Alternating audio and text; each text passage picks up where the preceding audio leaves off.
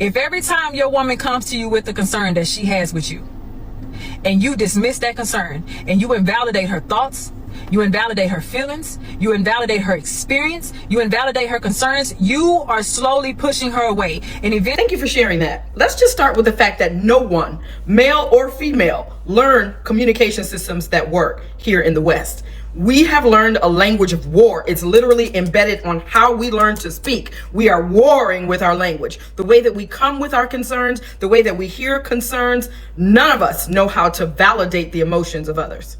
So instead of you invalidating her, maybe you should sit up and listen to her. Again, humans have not been taught to listen to another person's emotion. Our parents didn't teach us that. Schools didn't teach us that. Colleges didn't teach us that. Church does not teach us that. Synagogues, none of the places that we go for learning teaches us emotional intelligence. When I take my clients, I literally have to move them back to a 5th grade level and then build them back up from there with actual tools, techniques, and skills in place. Another thing that we have to learn, how to bring a concern to our partner. Another thing that we have to learn, how to put a container around our vents. Another thing we have to learn, what are the 7 steps to soothing your partner's ego. Another thing we have to learn, how to listen without taking it personal. Another thing we have to learn, how to process our emotions. Another thing to learn, how to take ownership for the scenarios that we are creating in our lives. Another skill that is not taught anywhere in any school. And that is the men and the women. Instead of you believing that you're Mr. Perfect and you're Mr. Always Right, you may want to listen to her.